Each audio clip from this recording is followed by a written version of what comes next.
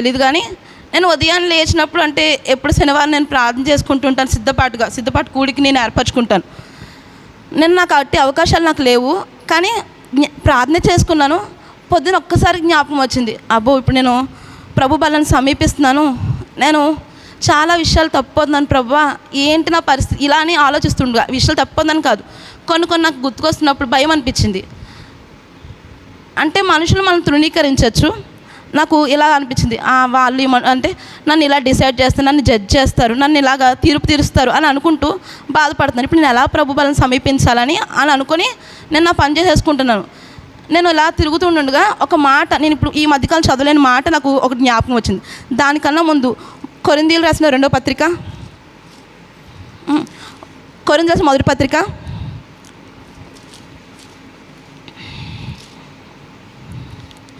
11వ అధ్యాయము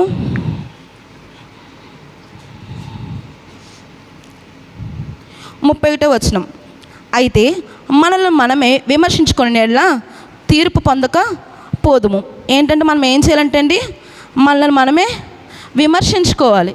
అంటే మనల్ని ఎవరో విమర్శిస్తారని నేను పొద్దున ఏమాలోచించాను, నేను ప్రభు బల్ల సమీపించేస్తున్నాను అంటే నేను ప్రభు దగ్గర ప్రభుని ప్రభు నన్ను క్షమించండి అని క్షమించేస్తాడు.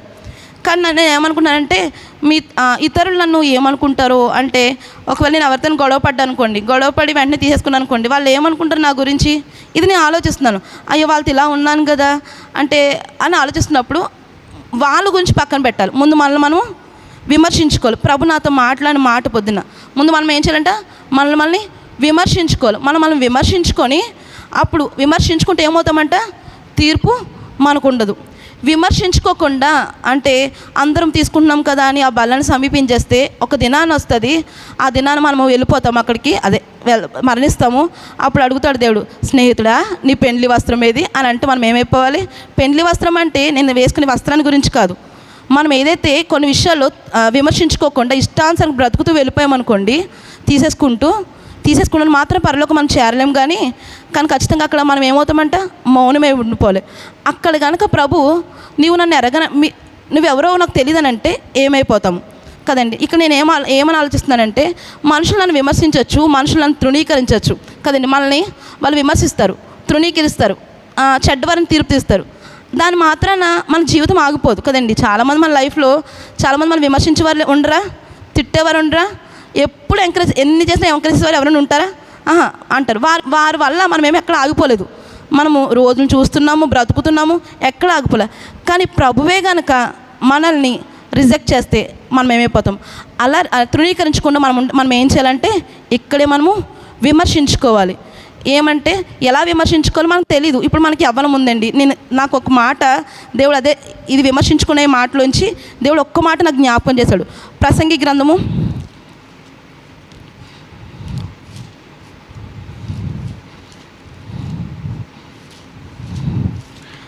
11వ అధ్యాయము 9వ వచనం. యవ్వనుడా నీ యవ్వనమందు సంతోషపడము. ఏం చేయాలంట? మనకున్న బలాన్ని బట్టి మనం ఏం చేయాలంట? సంతోషించాలి. అయ్యో బలం ఉందని బాధపడక్కర్లేదు, వయసు ఉందని బాధపడక్కర్లేదు. ఏం చేయాలంట? సంతోషించాలి. యవ్వనుడా అంటే మేమే కాదు, ఇక్కడ కూర్చున్న ప్రతి ఒక్కరు మనము యవ్వనస్తులమే ప్రభు దృష్టిలో. యవ్వనం సంతోషించబడాలి. నీ యవ్వన కాలమందు నీ హృదయము సంతుష్టిగా ఉండనేమో. మనం ఏం చేయాలంటే మన హృదయాన్ని సంతుష్టిపరచుకోవాలి, సాటిస్ఫై చేసుకోవాలంటే మన హృదయానికి ఏమిస్తే సంతోషంగా ఉంటుందో అవన్నీ ఇచ్చుకోవాలి. అంటే ఏది మనకి హృదయాన్ని సంతోషిస్తుంది మీరు ఆలోచించుకోండి. ఎవరికి వాళ్ళు విమర్శ చేసుకోండి.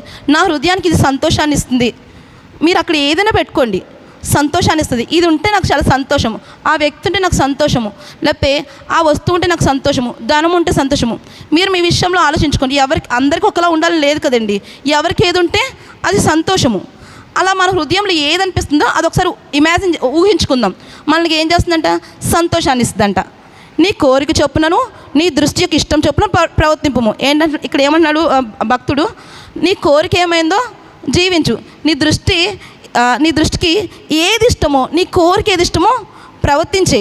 అయితే వీటన్నిటి బట్టి దేవుడు నిన్ను తీర్పులను తెచ్చుకొనని జ్ఞాపకం ఉంచుకోను. ఏం జ్ఞాపకం చేసుకోవాలంట? ఏదైతే మన హృదయంలో ఇది ఉంటే సంతృష్టి పొందుతామో, ఇది ఉంటే హ్యాపీగా ఫీల్ అవుతాం మనం అనుకున్నామో వాటి విషయమే దేవుడిని తీర్పులో తెస్తున్నాడా దాని గురించి మనం ఏం చేయాలంట, జాగ్రత్తగా జ్ఞాపకం ఉంచుకోవాలంట. దాని గురించి మనము మరింతగా అక్కడ చెప్పిన విమర్శ చేసుకోవాలి. ఏం చేసుకోవాలంటే విమర్శ చేసుకోవాలి. ఏది మన జీవితంలో ఉంటే, నేను ఇక్కడ పెట్టట్లా, కొన్ని ఉదాహరణలు చెప్తున్నాను. తాగేవారు ఉంటారు, వాళ్ళకి ఏమి ఇష్టమంటే తాగితే అన్నీ మర్చిపోతారు కదండి, తాగితే మర్చిపోతారు. ధూమపానం కాల్చేవారు ఉంటారు, అది తీసుకున్నంతసేపు మర్చిపోతారు. మనకేంటి ఇప్పుడున్న యవనస్తులకి మనకి అందరికీ ఏంటంటే ఫోన్ ఉంటే అన్నీ మర్చిపోతాము. కానీ దేవుడు ఏం చెప్తున్నాడు, నువ్వు సంతుష్టంగా ఉండు. ఇక్కడ భక్తుడు ఎందుకు రాస్తున్నాడంటే, ఈ భక్తుడు జీవించినట్టు, ఈ భక్తుడు సుఖంగా ఉన్నట్టు చరిత్రలో ఎవరు అంత సుఖం అనుభవించలేదంట. ఎవరంటే సొలొమోను. అంత అనుభవించేసి ఆయన మనకి ఇస్తున్న గొప్ప సలహా, స్టేట్మెంట్ అనొచ్చు, ఆయన టెస్టిమనీ మనకి ఇస్తున్నాడు. నువ్వు ఏదైనా చెయ్యి, కానీ వీటన్నిటి విషయమే ఏం చేయాలంట, తీర్పులోకి వస్తామేమో అని భక్తులు మనకు చెప్తున్నాడు. లేత వయసును నడిప్రాయం గతించిపోవచ్చునే గనుక నీ హృదయంలో నుండి వ్యాకులం తొలగించుకొనము, నీ దేహము చెరుపుదాన్ని తొలగించుకొనము. ఇక్కడ నేను ఏదైతే ఆలోచిస్తున్నాను అదంటే, నీ దేహంలో చెరుపుదాన్ని తొలగించుకొనము. ఏవి సంతోషాన్ని గుర్చేసుకుందాం. వాటి వలన మన దేహం చెడిపోతుంటే వాటిని ఏం చేయాలని మనము తొలగించుకోవాలి. నేను ఇందాక చెప్తున్నాను కదండి, దేవుడు నాతో మాట్లాడుతున్నమాట. మన యవ్వనము ఎవరు అందరూ తృణీకరిస్తున్నారు, కానీ దేవుడు ఏం చేయకూడదంట, మనల్ని తృణీకరించకూడదు. అంటే మనం ఏం చేయాలంట, మన దేహాన్ని చెరుపుదాన్ని మనం ఏం చేయాలంట, తొలగించుకోవాలి. మన దేహాన్ని ఏం చెరుపుతుంది, అది మనం ఎవరికలు విమర్శ చేసుకుందాం. ఇది నాన్న ఏంటి మన దేహాన్ని చెరుపుతుంది? నేను చెప్తున్నాను కదండి, తాగుడా, లేకపోతే ధూమపానమా, దొంగతనమా, అబద్ధమా, ఇంకా చాలా ఉన్నాయి. ఇంక ఇప్పుడు ఏంటంటే అందరికీ బాగా చెరిపేది ఏంటంటే ఫోన్ కదండి. ఫోన్ అంటే మరి మీరు వాడరా అంటే నేను వాడతాను, కానీ దానికి ఫిల్టర్ వేశాను, దాన్ని ఆఫ్ చేశాను. ఎన్ని అవసరమో అన్నీ మాత్రం యూజ్ చేస్తాను. ఒక మాట ఉంది కదా, ఇప్పుడు ఈ దినాన్న మిమ్మల్ని అడిగితే, నిన్న మీరు అందరూ వాక్యం చదివారా అంటే ఎంతమంది మనము ఉత్సాహంగా పైకి చేయట్లేదు, నేను వాక్యం చదివానంటే సమృద్ధిగా వాక్యాన్ని చదివాను, సమృద్ధిగా ప్రార్థన చేశానంటే మనం చెప్పే ఇంకొక ఆన్సర్ చెప్పినా బిజీగా ఉన్నామండి. నిజంగా బిజీగా ఉండడం చాలా మంచిదండి.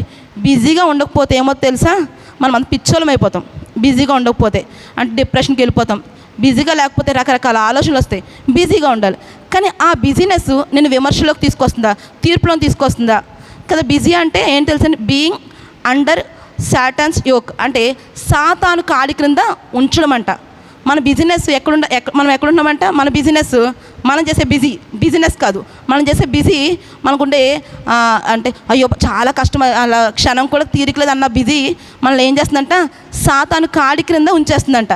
మనం బిజీగా ఉండడం మంచిదే. ప్రభు కూడా అన్నాడు నిత్యం పని కలిగి ఉండాలి, కానీ ఆ పని ఏం చేయాలంట, మనల్ని తీర్పులోకి తీసుకెళ్ళకూడదు.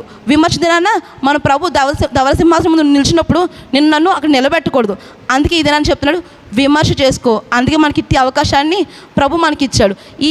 ఈ సమయంలో మనం ఏం చేయాలంట, విమర్శ చేసుకోవాలి.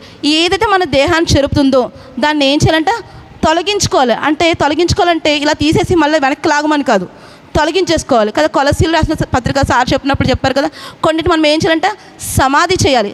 సమాధి చేసిన బాడీని మళ్ళీ తీస్తామండి, అది తీయగలమా, చూడగలమా? ఏదైతే విసర్జించామో ఎక్స్క్రీషన్, ఏదైతే మనం బాత్రూమ్కి వెళ్తాం, మలమూత్రం వెళ్తాం, దాన్ని మళ్ళీ దాని వంక చూస్తామో మనము, ఎందుకు చూడము? అది అసహ్యము. ఏదైతే మనల్ని దేహాన్ని చెరుపుతుందో దాన్ని తీసాక మనం ఏం చేయకూడదంట, మరలా తిరిగి చూడకూడదు. అందుకే ప్రభు మనకి ఇట్టి అవకాశాన్ని ఇచ్చాడు. నేను మరలా చెప్తున్నాను, మన దేహాన్ని ఏది చెరుపుతుందో దాన్ని ఏం చేయాలంట, తొలగించుకోవాలి. మన దేహాన్ని చెరిపేది ఏంటంటే, అందరికీ ఉందండి దేహాన్ని చెరిపేది, మన చేతిలో ఉంది, మన దగ్గరే ఉంది. దాన్ని బూనర్ బెన్ అంటే మనం మంచిగా యూజ్ చేయొచ్చు, చెడ్డగా కూడా యూజ్ చేయొచ్చు. అందరి చేతిలో ఉంది. మన అందరికీ ధూమపానం అలవాట్లేదండి, మనం ఎవ్వరం తాగము, మనం ఎవ్వరం చెడు తిరగము కదా. మనకు ఆ భయం ఉంది, కానీ మనకి ఏ భయం లేదు తెలుసా, ఫోన్ అనే భయం లేదు. అది ఏం చేస్తుందంటే, మన సార్ షేర్ చేశారు కదా, మన బ్రెయిన్ని అది కంట్రోల్ చేసేస్తుంది. ఒకదాని తర్వాత మనకి ఇష్టమైనవి వస్తాయి, మనం అనుకుంటాము అయ్యో ఇవి మనము చూస్తాం, అదే మన బ్రెయిన్ని దాని కంట్రోల్ తీసుకొచ్చేస్తుంది. మన దేహాన్ని చెరుపుదాన్ని మనము తొలగించుకోవాలని మనకి ఏముండాలంటే, ఫస్ట్ సెల్ఫ్ కంట్రోల్, ఆశా నిగ్రహము. ఇది ఎక్కడి నుంచి వస్తుందంటే ప్రభు దగ్గర నుంచి వస్తుంది. ఆశా నిగ్రహం అనేది ఆయన ఆత్మ ఫలము. మనం ఖచ్చితంగా అడిగామనుకోండి, దేవా నాకు సెల్ఫ్ కంట్రోల్ చేయండి, నేత్రాశ శరీరాశ జీవపుటం జయించాలి ప్రభు అని మనం అడిగితే అనుకో ఖచ్చితంగా ఆయన సహాయం చేస్తాడు. సహాయం చేయకుండా ఈ ప్రసంగి గ్రంథకర్తలాగా మనం కూడా మన యవ్వన కాలం మంది సంతోషించామనుకోండి, హ్యాపీగా చెప్పారు కదా మా హృదయంలో ఏది ఉంటే సంతోషించమన్నారు కదా, నా కోరిక చెప్పి నేను నడిచేస్తాను. ఎవ్వరు కాదనరు, ఎవ్వరు మనకు దేవుడు ఫ్రీ విల్ స్వేచ్ఛనిచ్చారు కాదనరు. కానీ తీర్పు దినాన్ని కనుక మన ప్రభు తృణీకరిస్తే, నువ్వు నాకు తెలియదు, నువ్వు ఇలాంటి దాన్ని వదిలేస్తే మనం ఇంకెక్కడికి వెళ్ళగలము కదండి. నేను ఇంకా ముగించేస్తున్నాను. ఇస్కరియోతు యూద ప్రభుతోనే తిరిగారు, ప్రభుతోనే ఉన్నారు. కానీ ప్రభు బలలో ఆయన రొట్టె తీసుకున్నారు, పాలు పంచుకున్నారు కదా. ఎవరికి లేని గొప్ప ధన్యత ఆ 12 మందికి ఆ రోజు కలిగింది. ప్రభుతో కలిసి భోజనం చేశారు. మనకి ఈ ధన్యత కలిగింది కదా. ఇక్కడ చాలామంది ఉన్నారు, అందరికి లేని గొప్ప ధన్యత ప్రభు మనకి ఇచ్చారు. మనం కూడా తీసుకున్నాం, ఇస్కరియోతు కూడా తీసుకున్నాడు. కానీ తను ఏం చేయలేకపోయాడంట, తను విమర్శించుకోలేదు.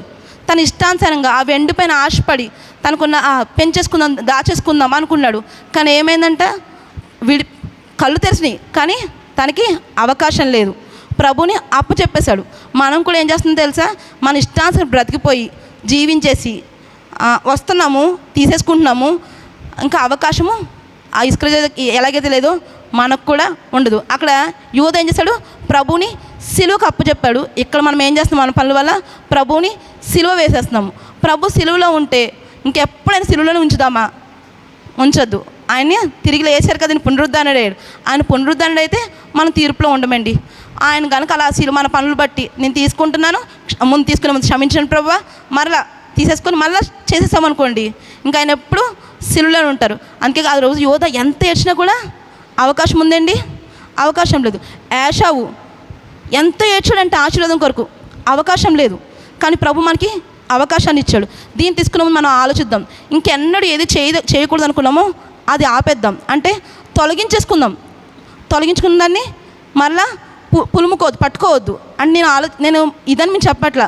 నేను నా మటు నేను కూడా దీన్ని విమర్శ చేసుకుంటున్నాను, నేను దీన్ని సాధకం చేస్తున్నాను. ప్రభు అది నాకు వద్దు, లేకపోతే దాన్ని నేను సెల్ఫ్ కంట్రోల్ ఆశ నిగ్రహం చేయాలనుకుంటున్నాను.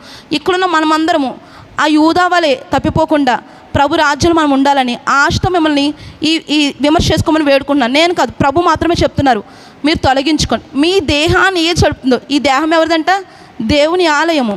ఆ ఆలయాన్ని మనం చెరపద్దు. చెరుపుతుంది కదండి, మన ఫోన్తో చూస్తుందే కదా మన ఆలోచనలోకి వస్తుంది. ఆలోచనలోకి వచ్చింది ఏముంటుంది, క్రియల్లోకి వచ్చేస్తాయి. ఆ క్రియల్లోకి రావాలంటే, క్రియలోకి రాకూడదని మనం ఏం చేయాలి, చూడకూడదు. ముందు చూడకూడదని మనకి ఏం కావాలి, సెల్ఫ్ కంట్రోల్, ఆశా నిగ్రహం కావాలి. ఆశా నిగ్రహం మనకి ఎలా వస్తుందంటే ప్రభువే మనకు సహాయం చేస్తాడు. ప్రభు ఎప్పుడు సహాయం చేస్తాడంటే ప్రభుకు దూరంగా ఉంటే కాదు, ప్రభుకి ఎప్పుడు సహవాసంలో అనుకోండి మనకు ఆటోమేటిక్గా ఏమొచ్చేస్తుందంటే సెల్ఫ్ కంట్రోల్. ఏది చూడకూడదు, ఏది వినాలో, ఏది వినకూడదో ప్రభువే పరిశుద్ధాత్మనే మనకు బోధిస్తాడు.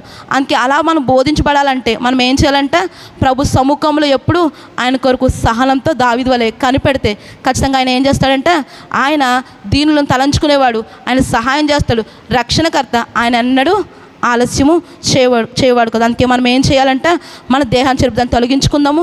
దాని విషయమే మనం విమర్శ చేసుకొని ప్రభు బలిలో పాల్గొనాలని ఈ మాటలు దేవుడు దీవించును గాక. ఆమేన్.